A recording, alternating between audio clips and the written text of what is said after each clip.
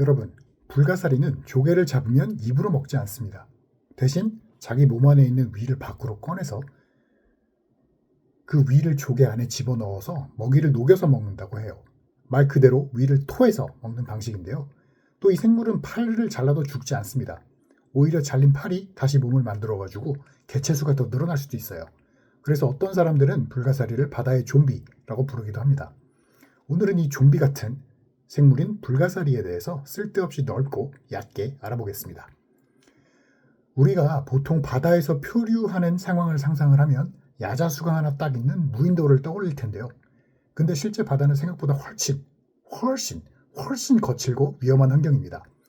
러시아에는 이런 속담도 있대요.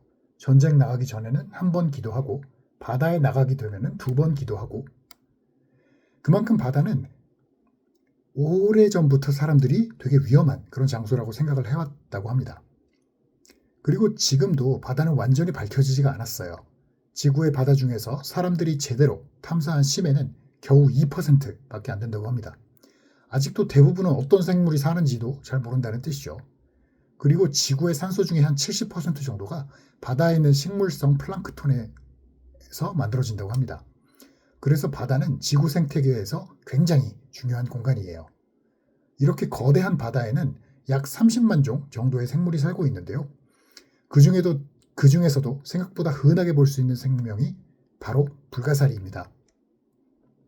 불가사리는 주로 바다 바닥에서 생활을 하는데요. 그리고 조금 환경이 나쁘다고 해도 꽤 잘 살아남는 그런 생물이에요. 근데 생김새가 좀 사람들이 좋아할 만한 그런 생물은 아니죠. 약간 징그럽게 생겼으니까요.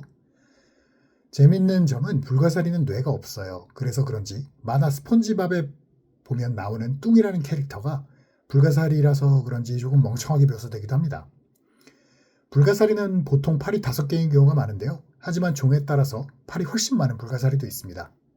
3,000발이라고 불리우는 그런 불가사리도 있을 만큼요. 그리고 이 생물의 가장 유명한 특징 중에 하나가 바로 재생 능력인데요.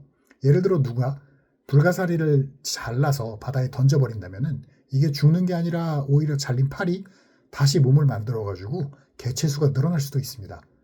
그래서 불가사리를 처리를 하려면 몸의 중앙 부분을 제거를 하거나 아예 육지로 가져와서 오랜 시간 말려 죽여야 합니다. 그런데 문제는 불가사리는 생존력이 워낙 강해서 한참 말려놓은 뒤에도 다시 바다에 들어가면 살아나는 경우가 있다고 해요. 진짜 좀비 같은 생물이죠. 또 하나 재밌는 사실이 있는데요. 불가사리의 팔 끝에는 눈이 달려 있습니다. 하지만 시력이 좋은 건 아니고 겨우 달팽이 수준으로 밝다, 어둡다 이 정도의 명암 정도만 구분할 수 있다고 해요. 그리고 아까 처음 말을 했듯이 불가사리는 조개를 잡으면 팔로 조개 껍질을 억지로 비틀려서 약간 벌린 다음에 자기 몸 안에 있는 위를 밖으로 꺼내서 조개 안에 집어넣고 먹이를 녹여서 먹습니다. 조금 무서운 방식이긴 한데요. 꽤 효율적인 그런 사냥 방법이겠네요. 그리고 이 생물은 추운 환경에서도 되게 강하게 살아남을 수 있어서 영하 30도 정도 되는 차가운 바다에서도 살아남을 수 있다고 해요. 그래서 북극이나 남극 바다에서도 불가사리는 흔하게 발견된다고 합니다. 생긴 것만 보면 좀 징그럽게 느껴질 수도 있지만 알고 보면 꽤 독특하고 흥미로운 생물입니다. 오늘은 잘라도 죽지 않는 바다의 좀비인 불가사리에 대해서 쓸데없이 넓고 얕게 알아봤습니다.